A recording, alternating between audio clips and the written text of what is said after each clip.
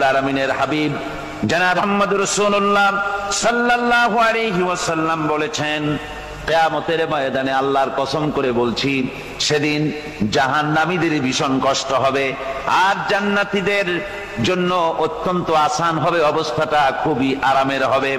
নবীজি বলেন, এক ফরজ নামাজ, এক ওয়াক্ত ফরজ নামাজ আদায় করতে যে সময়টুকুন লাগে, কিয়ামতের মাঠের এই সময় এত বড় বিরাট লম্বা সময় জান্নাতীদের জন্য এরকম হালকা হয়ে যাবে। সুবহানাল্লাহ। হযরত আবু সাঈদ খুদরী রাদিয়াল্লাহু তাআলা আনহু হাদিস কেন বর্ণনা করেছেন, এক ওয়াক্ত নামাজ, একটা ফরজ নামাজ পড়তে যতটুকুন সময় লাগে এতটুকুন সময়ের ভেতরে জান্নাতীদের কারবার শেষ হয়ে যাবে। সুবহানাল্লাহ বিহামদি। আর ওদের কারবার তো শেষই হবে না। وَيَوْمَ تَشَقَّقُ السَّمَاءُ بِالْغَمَامِ وَنُزِّلَ الْمَلَائِكَةُ تَنزِيلًا। ওরা ফেরেশতা দেখতে চায়। সেদিন আসমান সমূহ বিদীর্ণ হয়ে মেঘ পুঞ্জ বেরিয়ে আসবে, আত্মপ্রকাশ করবে। তার ভেতর থেকে ফেরেশতারা ক্রমাগত নাজিল হতে থাকবে। আর অবস্থাটাই হবে, আল মুলকু ইয়াউমাইযিনিল হাক্কু লিররহমান ওয়া কানা ইয়াওমান আলাল কাফিরিনা আসীরা। আর সেদিনে বাদশাহী হবে কেবলমাত্র রহমানেরই। ওয়া কানা ইয়াওমান আলাল কাফিরিনা আসীরা। আর সেই কিয়ামতের দিন, সেই সময়টা হবে কাফেরদের জন্য বড়ই কঠিন। এখানে কিয়ামতের কিছু কথা বলা হচ্ছে, কিছু আভাস দেওয়া হচ্ছে যে আসমান সমূহ বিদীর্ণ হয়ে মেঘ পিণ্ড বেরিয়ে আসবে এবং তার থেকে ক্রমাগত ফেরেশতারা নাজিল হতে থাকবে। আল্লাহর হাবিব বলেছেন, কেউ যদি কিয়ামতের দৃশ্য দেখতে চায় সেজন্য সূরা ইজা শামসু কুবিরাত ওয়া ইজা সামাউ ফাতারাত, ইজা সামাউ শাক্কাত, এই সূরাগুলি যেন পড়ে, তাহলে কিয়ামতের দৃশ্য তার চোখের সামনে প্রতিভাত হবে। কিয়ামতের দৃশ্যটা আসলে কেমন হবে সেই সূরাগুলি তেলাওয়াত করলে সে বুঝতে পারবে। যেমন আল্লাহ পাক বলছেন, إذا السماء فطرت وإذا الكواكب انتثرت وإذا البحار فجرت وإذا القبور بعثرت। যখন আকাশসমূহ চূর্ণ বিচূর্ণ হয়ে যাবে আর তারকাসমূহ বিক্ষিপ্ত হয়ে পড়বে, সমুদ্র মহাসমুদ্রগুলি দীর্ণ বিদীর্ণ হয়ে যাবে, কবরগুলি সব উদ্গীরণ করে দেবে, তার মধ্যে যা আছে সে সবগুলি। আবার আল্লাহ পাক বলেন, ইযাশ শামসু কুবিরাত ওয়া ইযান নুজুমুন কাদারাত ওয়া ইযাল জিবালু সুয়্যিরাত। সূর্য যখন ঢেকে যাবে, তারকাগুলি যখন বিপর্যস্ত হয়ে যাবে আর পাহাড়গুলি যখন চালিয়ে দেওয়া হবে, এই দৃশ্য তোমরা দেখতে পাবে। فإذا النجوم طمست وإذا السماء فرجت وإذا الجبال نسفت। সেদিন অবস্থা এমন হবে, সমস্ত তারকাগুলি স্তিমিত হয়ে যাবে আর আকাশসমূহ দীর্ণ বিদীর্ণ হয়ে যাবে। আর দেখতে পাবে পাহাড়গুলি, সমস্ত পাহাড়গুলিকে উড়িয়ে দেওয়া হবে।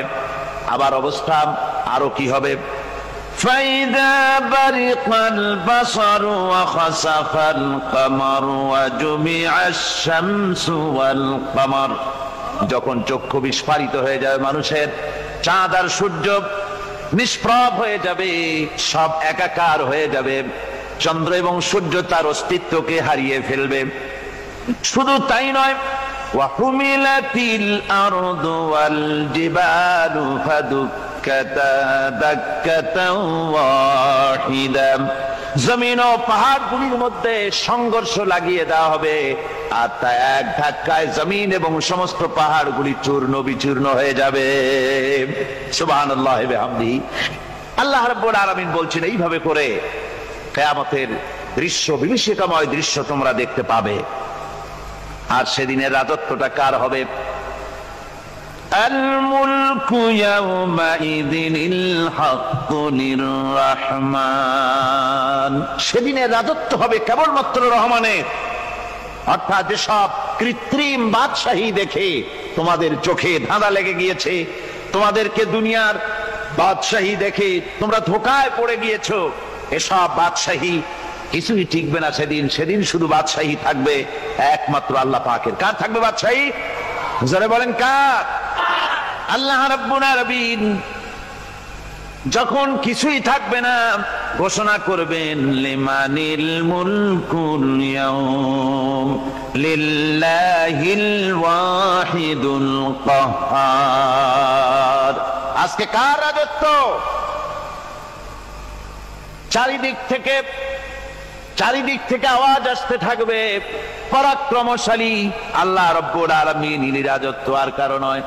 হাদিস শরীফে এসেছে, বুখারী মুসলিম শরীফের হাদিসে এসেছে, আল্লাহর নবী বলেন আল্লাহ রাব্বুল আলামিন তখন তার এক হাতে আকাশ মণ্ডলীকে ধারণ করবেন, আর এক হাতে জমিনকে ধারণ করবেন। আকাশ মণ্ডলী এক হাতে, জমিন এক হাতে।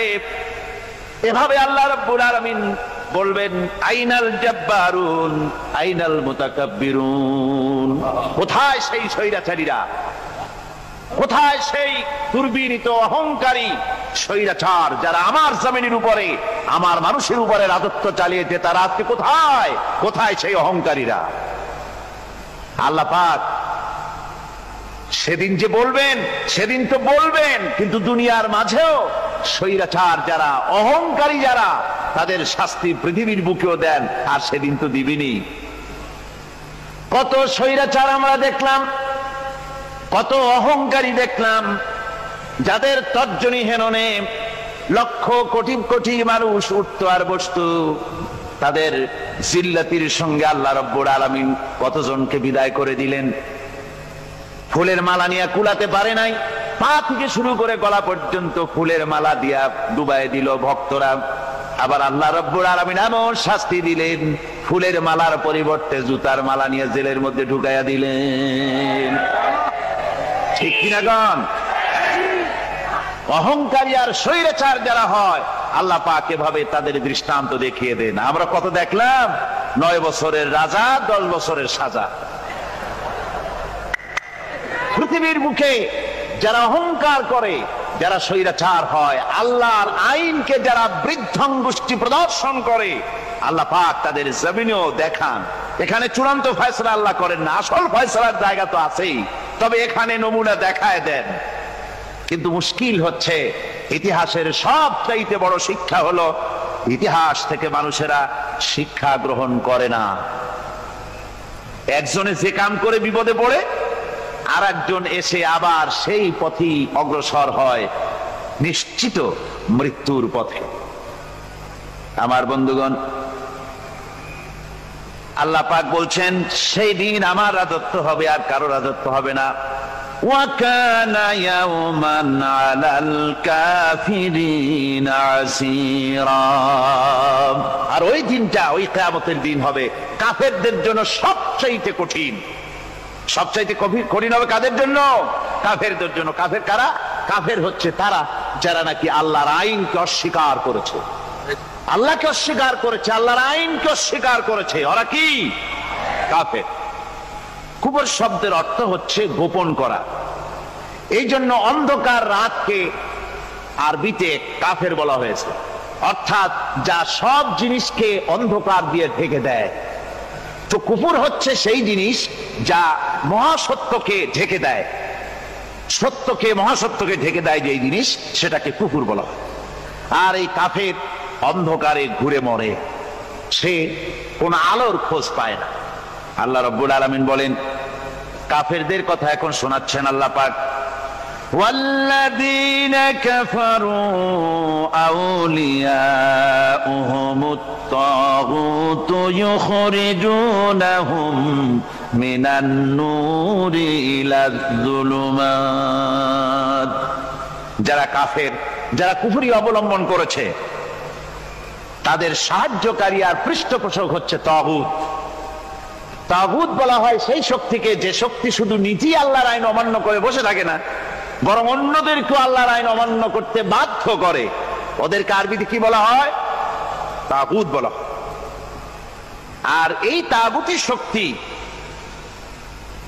এই তাগুত হয় তার সাহায্যকারী, যা তাকে আলো থেকে টেনে অন্ধকারের ভেতরে নিয়ে যায়। আর কাফের হচ্ছে আল্লাহ পাকের ভাষায় অর্থাৎ কোরআনের ভাষায় কাফের হচ্ছে সবচাইতে নিকৃষ্ট প্রাণী, সবচাইতে নিকৃষ্ট জীব। মহাসত্যকে যারা অস্বীকার করেছে, যারা আল্লাহকে মানে না, যারা আল্লাহর কোরআনকে মানে না, যারা ইসলামকে স্বীকার করে না, তারা সবচাইতে নিকৃষ্ট প্রাণী। আল্লাহ রাব্বুল আলামিন বলেন, ইন্না শাররাদ দাওয়াবি ইনদাল্লাহিল্লাযীনা কাফারু ফাহুম লা ইউমিনুন। নিশ্চয়ই আল্লাহর জমিনে সব বিচরণশীল জীব যত আছে, আল্লাহ বলছেন আমার জমিনে বিচরণশীল জীব যত আছে তার মধ্যে সবচাইতে নিকৃষ্ট প্রাণী হলো যারা ঈমান আনে নাই, যারা বিশ্বাস করে না আমি আল্লাহকে, যারা পরকালকে বিশ্বাস করে নাই, যারা কোরআনকে বিশ্বাস করে নাই, যারা ইসলামকে বিশ্বাস করে নাই, পৃথিবীর মধ্যে তারা সবচাইতে নিকৃষ্টতম প্রাণী। আল্লাহ বলেন শুধু নিকৃষ্ট জনক নিকৃষ্ট প্রাণী বললেই সারে না, এরা হলো চতুষ্পদ জানোয়ারের মতো। কে বলতেছেন? আমি বলছি না, কিন্তু আল্লাহ পাক বলতেছেন চতুষ্পদ জানোয়ারের মতো কাফেরেরা। وَمَثَلُ الَّذِينَ كَفَرُوا كَمَثَلِ الَّذِي يَنْعِقُ بِمَا لَا يَسْمَعُ إِلَّا دُعَاءً وَنِدَاءً। এই কাফেরদের দৃষ্টান্ত হচ্ছে সেই রাখালের মতো, যে রাখাল তার পশুদেরকে ডাকে, আর ওই পশুরা একটা ডাক শোনে মাত্র, কিন্তু কি যে বলে তা তো পশুতে বোঝেন। কথা বুঝতে পেরেছে? সুম্মুন বুকুমুন উমিয়ুন ফাহুম লা ইয়াকিলুন। এরা বোবা, এরা বধির, এরা অন্ধ, এ কারণেই কোনো কথা বোঝে না। এরা চতুষ্পদ জানোয়ারের চাইতেও নিকৃষ্ট। যাদেরকে আমি আল্লাহ বলেন, যাদেরকে আমি চোখ দিলাম, চোখ থাকতে হক দেখলো না, সব দেখলো। হক দেখে নাই চোখ দিয়া, এই চোখ দিয়া সব দেখলো। নারীর সৌন্দর্য উপভোগ করলো, আর নারীর অঙ্গ প্রত্যঙ্গ নিয়ে নানা ধরনের গল্প লিখলো, কবিতা লিখলো, কিন্তু এই সৌন্দর্য যিনি দিলেন তারেও চিনল না। আছে না কত কবি আমাদের দেশে? আমার দেশের সেই কবি জাতীয় পুরস্কার পায় যে কবি নারীর বিশেষ বিশেষ অঙ্গ নিয়ে বেশি করে নির্লজ্জ কবিতা লিখতে পারে, ওই হলো সবচেয়ে বড় কবি। আমার বন্ধুগণ, একজন বুজুর্গ ব্যক্তি তিনি পথ দিয়ে যাচ্ছিলেন, তো সে পথে এক সুন্দরী যুবতী মেয়েকে দেখে সেই যুবতী মেয়ের দিকে এই বুজুর্গ ব্যক্তি এক নজরে তাকায় আছে। তখন এই ঘটনাটাকে কবি এভাবে লিখতেছেন সাজায়, একদা সুখদায়ক প্রমোদা বদন দর্শন করিব ঝরিল নয়ন, হেসে কহে সে রূপসী সবিস্ময় মন, কহ দেখি মহাশয় কহ কি কারণ, বিষয় বিরাগী তুমি ভুবনে প্রচার, কি হেতু জন্মিল তব মানস বিকার, সামান্য ললনা রূপ করি দর্শন, উচিত না হয় তব অশ্রু বরিশন। বুজুর্গ ব্যক্তি ওই মহিলার দিকে তাকিয়ে তাকিয়ে কাঁদতেছেন। সুন্দরী মহিলা বলেন, আল্লাহর বুজুর্গ বান্দা, আপনি এলাকার ভিতরে বুজুর্গ এবং পীর হিসাবে, বুজুর্গ ব্যক্তি হিসাবে আপনি বিখ্যাত। আজকে আমাকে এখানে দেখে আপনি আমার দিকে তাকায় আমার রূপ উপভোগ করতেছেন আর কাঁদতেছেন। আপনার মতো সংসার বিরাগী মানুষ আমার মতো একটা সুন্দরী মেয়েকে দেখে এভাবে কাঁদা ঠিক না। বুজুর্গ ব্যক্তি বলছেন, হেসে কহিলাম বালে করহ শ্রবণ, নেত্র ঝরে তবু হেতু ভেব না এমন, যে শিল্পী রচিল ওই সুধাংশু বদন, তাহার তরে ঝরে নেত্র নয়নে জীবন। ও আল্লাহর বান্দি, আমি তোমাকে দেখি কান্দি না, আমার চোখে পানি বেরিয়ে গেছে। তোমারে দেখে আমি মনে মনে ভাবলাম, এত সুন্দর করে যিনি মানুষ বানিয়েছেন, না জানি ওই আল্লাহ রব্বুল আলামিন কত বড় সুন্দর। আমার ভাইরা, সুতরাং চোখ থাকতে ওরা আল্লাহ রাব্বুল আলামিনের কুদরত ওরা দেখে নাই, কান থাকতে কোরআনের আওয়াজ ওদের কানের মধ্যে ঢোকে নাই, বিবেক থাকতে আল্লাহর দ্বীনকে বুঝতে পারে নাই, চিন্তা করতে পারে নাই। আল্লাহ রাব্বুল আলামিন বলেন, উলাইকা কাল্লানাম, এরা হলো চতুষ্পদ জানোয়ার, বালহুম আদল, শুধু জানোয়ার না, জানোয়ারের চাইতেও নিকৃষ্ট।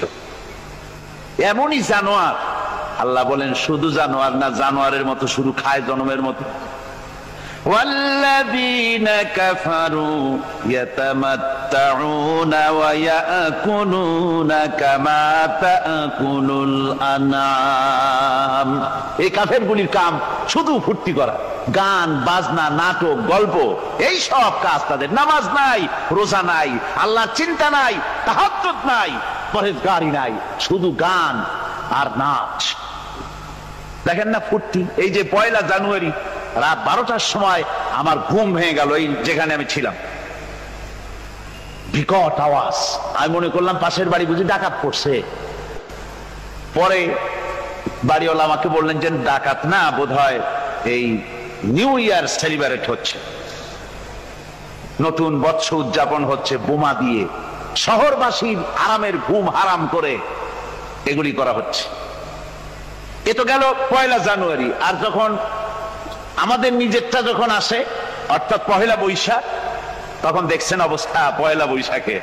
এবছর আমাদের দেশে 1 বৈশাখে ঢাকায় যে দৃশ্য আমি টিভির মধ্যে দেখলাম, তাতে আমার মনে হয়নি যে 12 কোটি মুসলমানের দেশে রাজধানীতে এই দৃশ্য হচ্ছে। আমার মনে হচ্ছিল এটা বুঝি কলকাতা অথবা অন্য কোনো শহর হবে। আমি দেখলাম সমস্ত যুবক যুবতী, নারী পুরুষ, বিভিন্ন বয়সের লোক সব একসঙ্গে রাস্তায় নেমেছে, নাচতেছে। তার মধ্যে বুদ্ধিজীবী আছে, শিক্ষিত লোক আছে, সমানে নাচতেছে। আর তাদের মুখোশ পরা, বানরের মুখোশ, কুকুরের মুখোশ, শূকরের মুখোশ, ঘোড়ার মুখোশ, পাপী শিয়ালের মুখোশ, এই মুখোশ পরে এভাবে নাচতেছে। আমি চিন্তা করলাম, নববর্ষের সাথে কুত্তার মুখোশের সম্পর্ক কি? নববর্ষের সাথে পাপী শৃগালের মুখোশের সম্পর্ক কি? তাহলে ওরা কি বলতে চায় যে আগামী বছরটা আমরা কুত্তার ভূমিকায় অ্যাক্টিং করব, অথবা শৃগালের মতো ধূর্তামি করব জাতির সাথে? তারপরে কি করলো?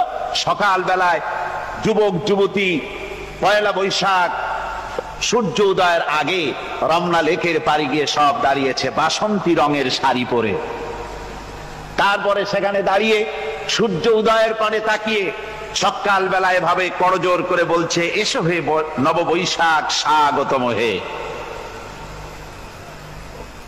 নববৈশাখ অলক্ষে বোধহয় এটা শুনে বলতেছে, বাবাজিরা আমারে ডাকতেছো, অপেক্ষা করো, আমি আসতেছি।